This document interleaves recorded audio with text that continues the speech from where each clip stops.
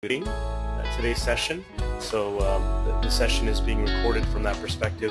We will share any insight and any additional webinar presentations with you. I will talk at the end about additional webinar series.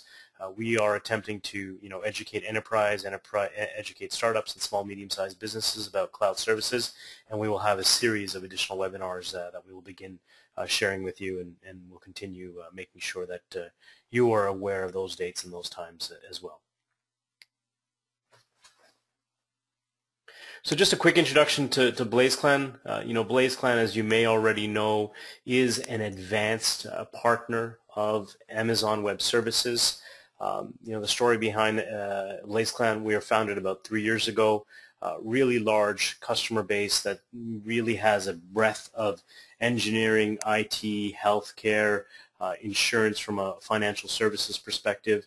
And our business mantra is really to allow any organization to migrate and adopt the cloud in a better facet. We have strong partnership with Amazon, as I mentioned before. We have a strong presence in the US, Canada, and obviously Singapore and India in terms of client projects that have been completed and participation from an Amazon perspective as well. The wonderful thing about our organization is, not only can we tell you, what is happening before it happens per se, because we continue to interact with the Amazon folk. We can align yourself with Amazon and Amazon solution architects if there's something that is very niche to your business or to your industry that you're hoping to do on the cloud. And obviously, as we're doing this, as we continue to grow as an organization, we really stay focused on the cloud first and foremost, and we look at any opportunities to service, our client partners, and any other businesses in terms of educating, reinforcing, and migrating them to what is now the next phase of IT from my perspective.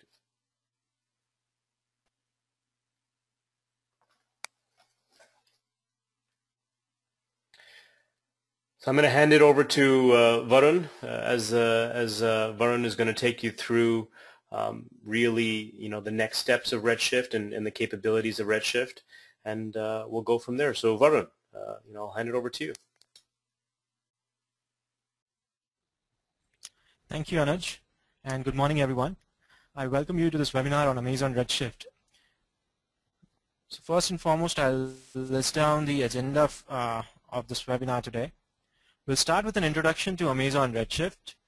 We'll look at the economics of Amazon Redshift and how it is turning the data warehousing world upside down.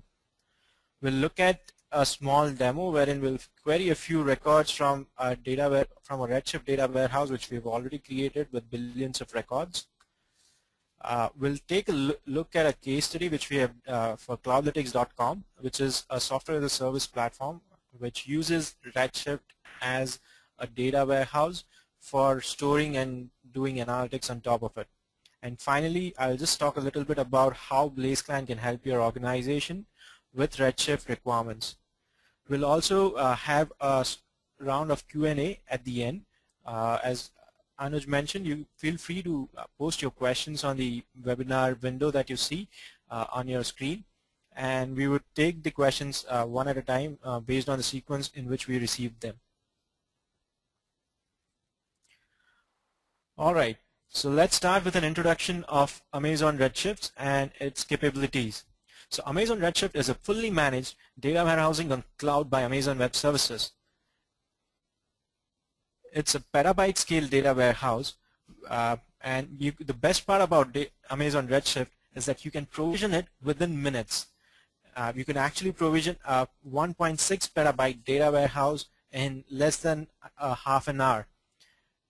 What that means is you can do away with the routine heavy lifting of setting up hardware and installing software to start using a data warehouse. As it is with all the Amazon Web Services, Redshift is available on a pay-as-you-go basis with no upfront costs or commitments. It is an extremely fast service, and it's cheaper than most of the options available in the market today. The speed of which we'll look at it in the demo that comes up later in the webinar. You can connect to, so Redshift does not change the way you connect to any of your BI tools. So most of the BI tools which connect with other data warehouse services, you could can be connected to Redshift as well. Redshift allows JDBC and ODBC connections, and you could use structured query language or SQL to write queries on top of it. So as Anuj mentioned, Redshift was launched to the public, to the general public in February of 2013. And since then, there have been a lot of positive feedback about Redshift, and there are more than 1,000 customers, as per Amazon, who have 1,000 customers who have started using Redshift as a service for their data warehousing requirements. Here are just a few feedback that are available online on various social networking platforms, particularly Twitter, about the capabilities of Redshift, how fast it is, how cheap it is, how awesome it is. So I'll list down a few key differentiators of Amazon Redshift, and then we'll talk about each one of them in detail. So Amazon Redshift reduces your I/O or input-output operations drastically. It does so by using columnar storage and data compression. Redshift is implemented using a massively parallel processing architecture. We'll have an overview of Redshift architecture later. And the most important part of cloud is security. So Redshift has security built in. We'll look at the various security aspects of Redshift in a few moments from now. So the first differentiator, the key differentiator of Amazon Redshift is it's extremely fast. The way it does achieves this is by reducing the input-output drastically. And to do that, Amazon Redshift implements following key aspects. So let's look at some of the design aspects of Redshift that help in reducing I/O operations. First, the column storage. The first illustration shows how records from a database tables are typically stored in a disk block by row. In a typical relational database table, each row contains field values for a single record. In row-wise database storage, data block stores values sequentially in each consecutive column making up the entire row. If block size is smaller than the size of the records of a record, storage for an entire record may take more than one block. If block size is larger than the size of a record, storage for an entire record may take less than one block. This results in an inefficient use of disk space. It is okay for such kind of inefficient usage when it comes to online transaction processing application or OLTP applications as we know them, wherein most transactions involve frequently reading and writing of all the values for entire records, typically one record or a small number of records at a time. As a result, row-wide storage is optimal for OLTP database. The next illustration shows how with column storage, the values for each column are stored sequentially in disk blocks. Using columnar storage, each data block stores value of a single column for multiple rows.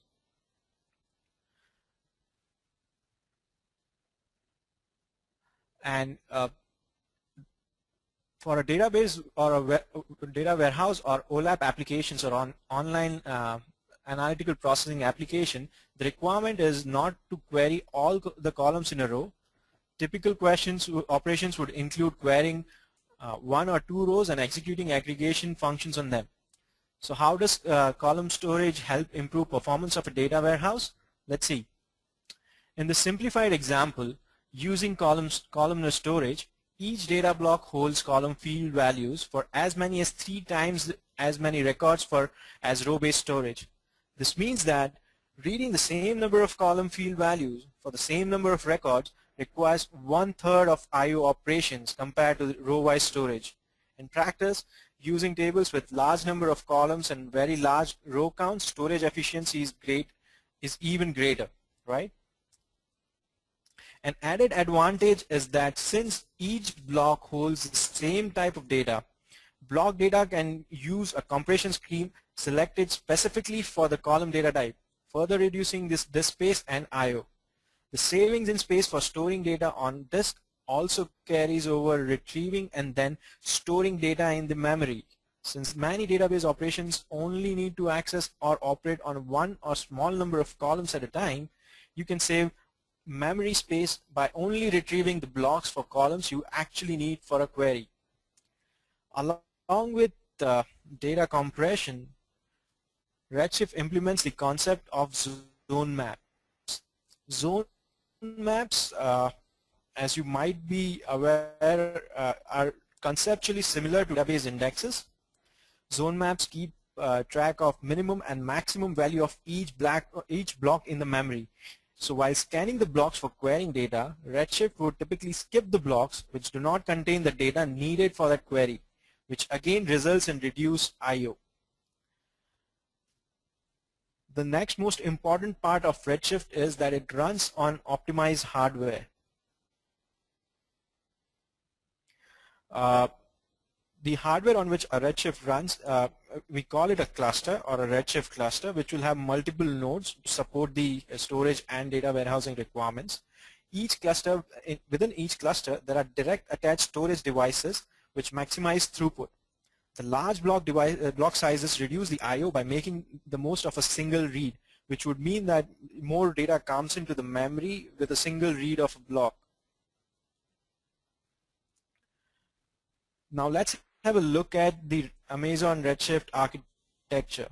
As I had mentioned earlier, Amazon Redshift is built on top of a massively parallel processing architecture, or an MPP architecture.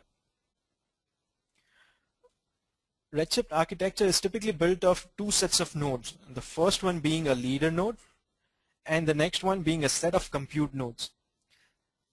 Amazon Redshift automatically distributes data and query load across all nodes. Amazon Redshift makes it easy to add nodes to your data warehouse and enables to maintain fast query performance as your data warehouse grows. So that would typically mean that if, for example, you are using a 2 terabyte compute node today, and if your requirements increase to say 3 terabytes or a 4 terabyte storage requirement, you could simply add an additional compute node to your existing data warehouse without affecting the existing setup, and you could essentially have a larger data warehouse with a few clicks.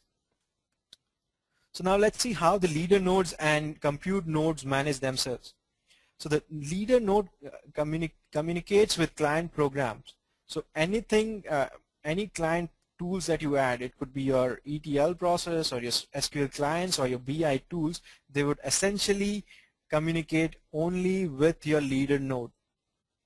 So the leader node parses and develops execution plans to carry out database operations, in particular the series of steps necessary to obtain results for complex queries. Based on the execution plan, the leader node compiles code, distributes the compiled code to the compute nodes, and assigns a portion of the data to each compute node. This results in extremely fast retrieval of query data.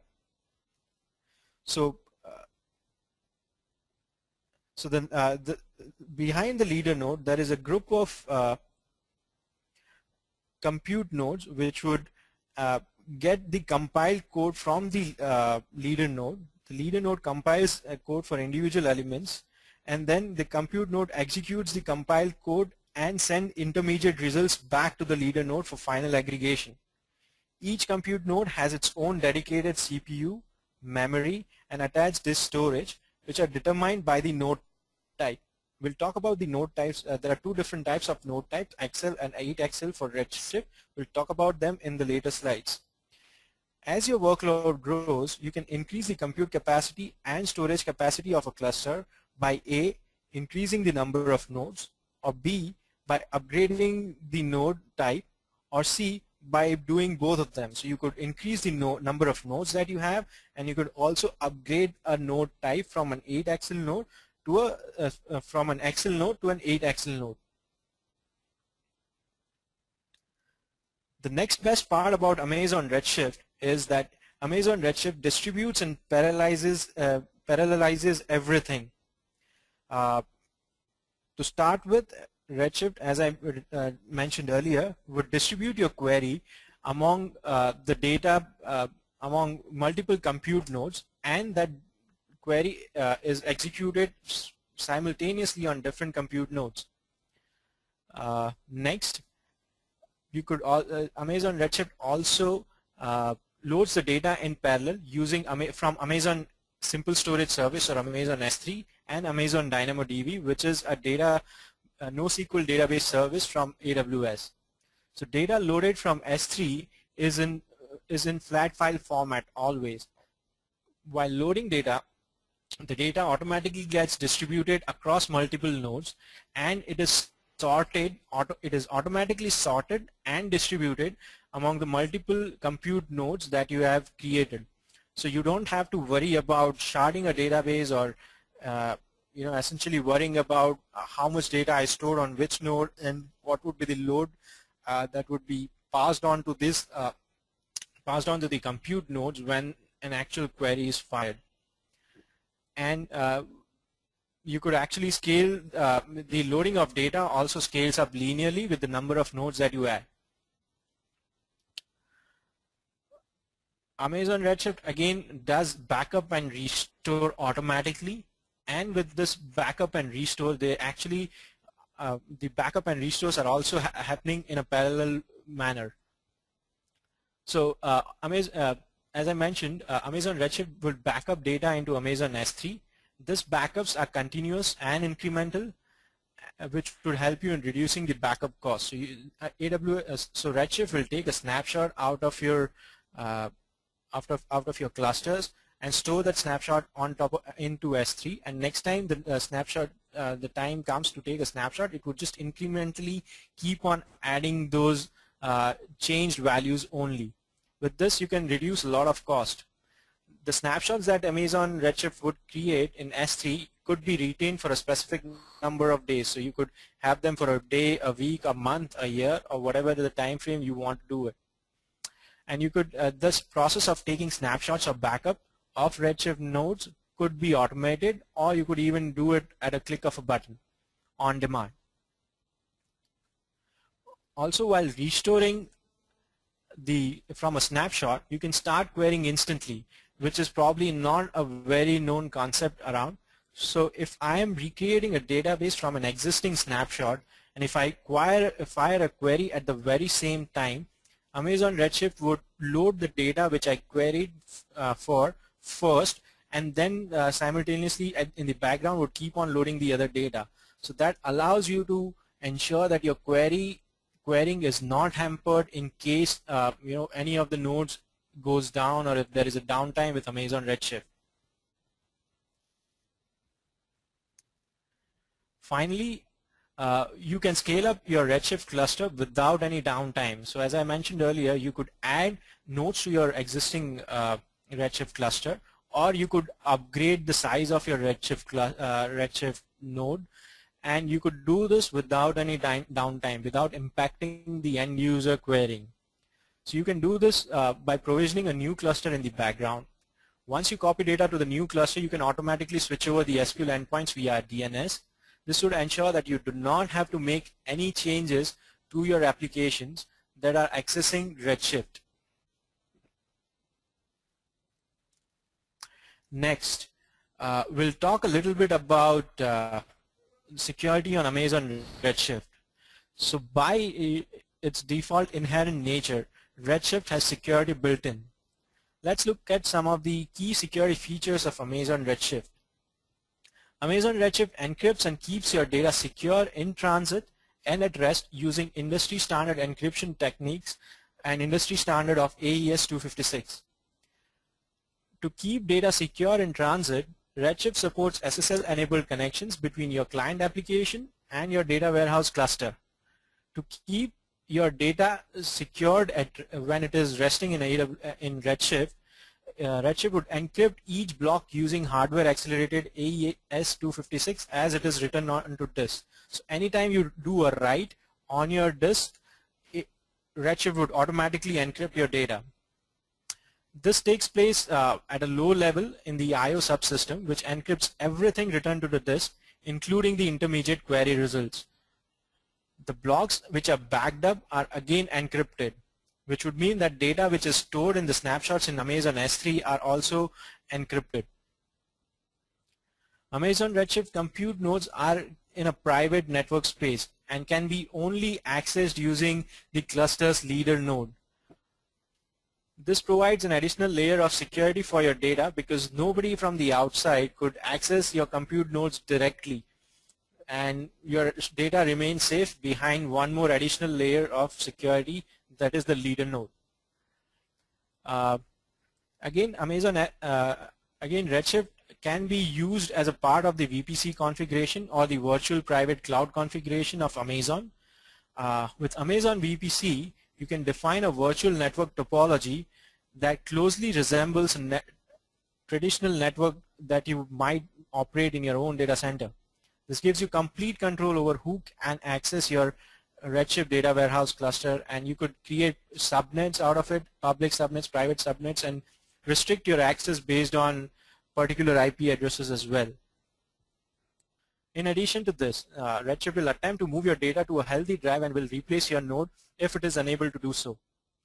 Also, Redshift automatically detects and replaces a failed node. So in case there is a downtime or in case a node fails for whatever the reasons, and which would be a very unlikely scenario, the data warehouse will be unavailable for queries and updates until a replacement node is provisioned automatically. And this takes typically a few minutes, so you don't have to worry about disaster recovery. Also, Redshift automatically detects and replaces a failed node. So in case there is a downtime or in case a node fails for whatever the reasons, and which would be a very unlikely scenario, the data warehouse will be unavailable for queries and updates until a replacement node is provisioned automatically. And this takes typically a few minutes, so you don't have to worry about disaster recovery. That is automatically taken care by Redshift. So Redshift makes your replacement node available immediately and streams your most frequently data accessed from S3 and will allow you to resume querying your data as quickly as possible. And in case a complete availability zone goes down in your AWS region, you could restore your snapshots which are there on S3, which is independent of your availability zones, into a different availability zones which is still available. So that is the worst case disaster recovery plan that you could have. And again, in that case as well, it would take only a few minutes to bring up your data warehouse. To set up a traditional data warehouse, you need a large team of skilled and highly paid DBAs to manage it.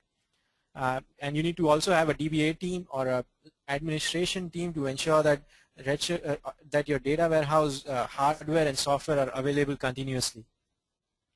Small enterprises, of course, cannot afford these data warehouses because they're very expensive, and even if they could afford it, the talent to manage that data warehouse comes at a lot of at a huge cost, and and they tend to lose the competitive edge vis-a-vis larger organizations. For larger organizations, the challenges are different. While the average growth in enterprise data is at 50% year-on-year, data warehousing is not growing at the same rate. What that means is a lot of data which is generated out of the various applications for data warehouse remains unused. It never goes into the data warehouse, and it is never a part of the business intelligence process, which again ends up as a loss in the competitive edge for a particular organization. Enter Amazon Redshift. Redshift turns the data warehousing economics upside down. With Redshift, you do away with all the upfront investments required for hardware or software. As it is a pay-as-you-go service, you don't need to have any upfront commitments, any contracts, or any upfront payments to do. And it is priced at such a level that you could actually analyze all your data without having to worry about adding new hardware or adding additional software licensing fees. So how much does it cost? actually it costs just less than $1 per hour for on-demand pricing. The less than an hour billing would include a 2-node cluster with 2 terabyte of storage available with it. So you could have a 2 terabyte data warehouse being launched in a few minutes, and it costs less than $1 an hour. That's amazing. The total cost of 1 terabyte over a period of year, if you go with an on-demand pricing, would be around $3,723. But if you reserve capacity, so with Amazon you could actually reserve capacity foreseeing your future requirements. You could reserve certain capacity, and you can reserve that capacity for a 1-year term or a 3-year term. And with a 3-year term, your data warehousing per TB costs come down to less than $1,000. Yes, that's less than $1,000. You get it for $999 a year. That is extremely cost effective if you compare it with the incumbents of the data warehousing market like Oracle or Netezza or Vertica, etc. So Amazon Redshift comes in 2 configurations. There are 2 node types. These node types are again the compute nodes. With Redshift, you do not pay for the leader node. Leader node is paid by, you are not supposed to pay for the leader node. You just pay for the compute nodes. And the compute nodes come in 2 configurations.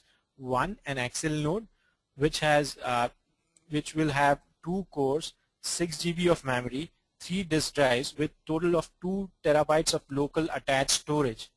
Or it comes with an 8-axle node which has 16 cores, 128 GB of memory, and 24 disk drives with 16 terabyte of local storage. It gives you a scan rate of 2 GB per second. That's huge. You can with Redshift, you can start with a single 2 terabyte Excel node and scale up to 16 terabyte 8-axle nodes, and you could add on 8-axle nodes till the time you reach 1.6 terabyte of storage. And you can even start with a single node instance, which would mean that your leader node and your compute node remain the same.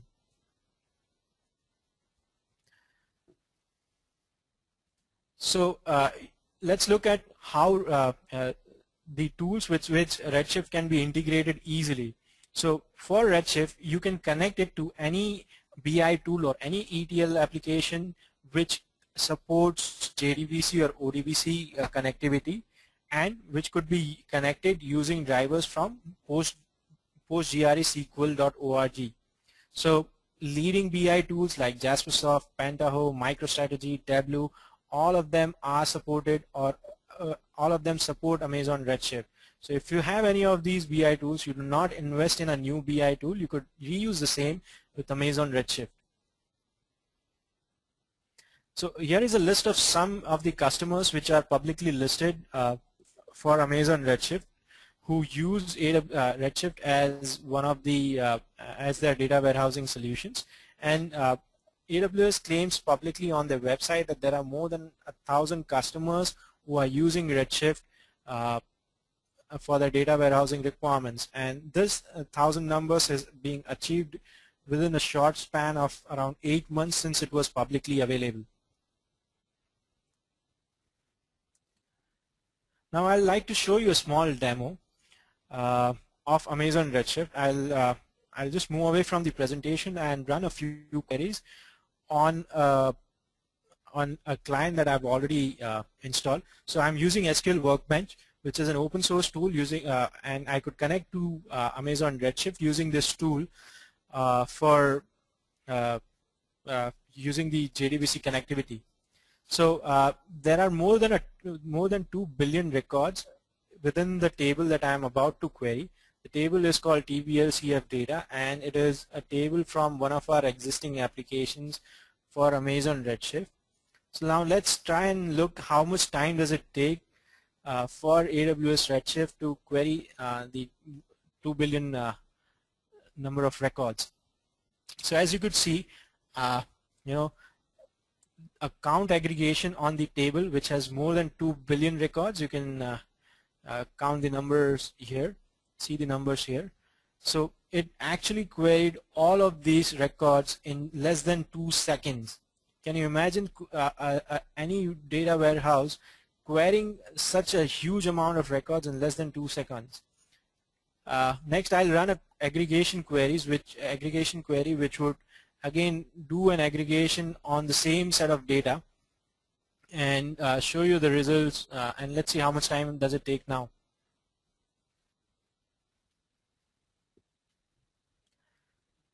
So it should not take, I guess it should not take more than 20 to 30 seconds. So this table has more than 2 billion records, and we are using a 16 node cluster for this, sorry, 8 axle cluster for this with 2 nodes, I guess. And this is a table which we are using for cloudlytics.com. We'll talk about Cloudlytics in a few seconds. So yes, here it is, the data, right? So we executed a aggregation query with sum of for 2 columns. We aggregated 2 columns, and we ran a scan over more than 2 billion records, and we got the results in less than 35 seconds. That's how powerful Redshift is. You could actually scan and do a group by or aggregation query in less than a half a minute for more than 2 billion records.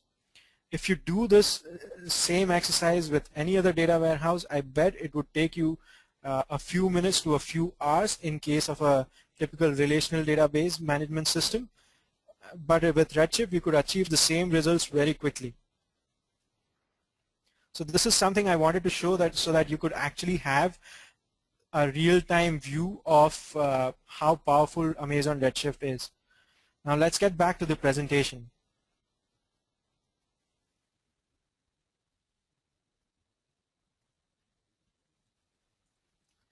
So I'll just talk about one of the products that we developed using Amazon Redshift.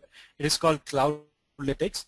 Cloudlytics.com is a software as a service application which helps customers to analyze data from Amazon CloudFront and Amazon Simple Storage Service. It basically processes all their logs using Amazon's Hadoop distribution called Amazon EMR, and once it's done with the processing, all the data is stored in a single Redshift instance for all our customers. Of course, the data is stored under different data marts within a single instance of Redshift, but as you could see, we have more than 2 billion records stored in Redshift, and the performance is amazing. Thank you very much, Varun. There's been a couple of questions, obviously, since we started the webinar that we can get into. Before I get into those questions, any questions that we're not able to answer directly on the webinar, we'll get back to you. There are some questions that I would say are a bit more complicated to answer in a short kind of yes, no, or explanation, but we'll try our best. I'll read out the questions accordingly, and hopefully the individual that asked the question received an appropriate answer. I'll reach out to you afterwards from a webinar perspective just to make sure that you got what you were hoping to get out. Before we get into the Q&A, I just really want to touch base again about our webinars that we're now scheduling on a weekly basis, at least for the next couple of weeks out. Next week we're going to talk about AWS 3 and CloudFront with Cloudlytics. So obviously you're aware Cloudlytics is our AWS analyzer from our perspective today. If you're familiar with the Simple Storage service, which is S3, that in tangent with CloudFront, which is a content distribution network, we're going to showcase kind of our know-how based on that. CloudFront is a great equalizer for web optimization and content distribution. Amazon continues to scale out its CloudFront footprint all around the world, and it delivers great web optimization and end-user web optimization. And when I say web, it's device agnostic these days. Amazon's done a great job from a CloudFront perspective. And then a week following that, we're going to talk about design for high availability and scale with AWS. With Thanksgiving upon us in the U.S. and Christmas worldwide, We think that the thinking hats are going on to say, from an e-commerce perspective, from a marketing website perspective, how do I make sure that I really design my web applications, whether internal, external, customer-facing, for that high availability and scale. And as you know, AWS has significant capabilities, and BlazeClan utilize those capabilities and optimize those capabilities for yourselves. So I'm gonna get into the Q&A session, and hopefully we'll have some minutes to give back to you from a timing perspective. So I'll get into the questions that we can answer right now, and hopefully we can answer as many as we possibly can. I have a feeling that most of these will be technical, and then I will ask the question, and then Varun, more likely you will answer the question. If I know the answer, I'll definitely answer it directly. But let me start. So we received a question about how much effort is it to transition from OBIEE to Redshift. Varun, maybe you can take that answer on, please. Sure, thanks, Anuj. So the question is, how much effort is it to transition from OBIEE, which is again Oracle's business intelligence data warehousing system, to Amazon Redshift? To understand how much effort it would require, I'll first have to understand how much data do you have actually in your OBIEE currently. So depending on the data that we want to migrate, we'll have to consider the time that would be required to migrate that data from OBIEE onto cloud, onto Redshift. And also we'll have to set up the ETL process again on Amazon Redshift and on AWS Cloud. If you're using any of the standard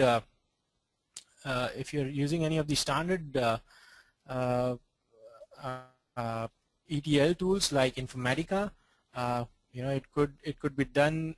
You may not even have to change the ETL process, and it would be very much automated. You could just redirect it to Redshift. But we'll have to understand the requirements in a bit detail to answer that question. There is no standard answer for this, but again, it would depend on a lot of other parameters like ETL processing and your data size. So I guess if you have 1.2 terabytes of data, it would take a week's time to migrate the data. So first we'll have to set up the Redshift, which will take a few days, a couple of days.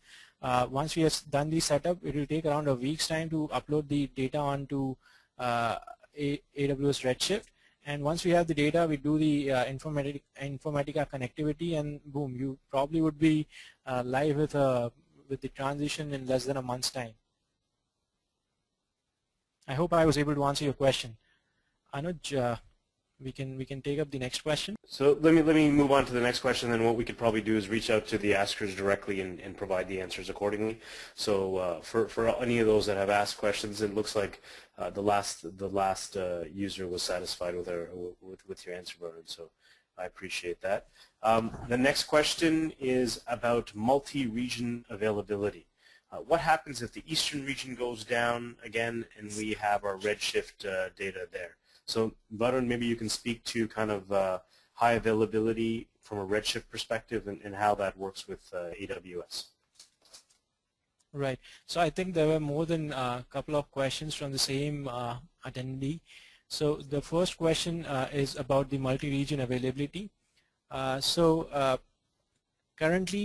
Redshift does not support multi-region implementations, and there is also no way that you can copy your snapshots from one region to the other.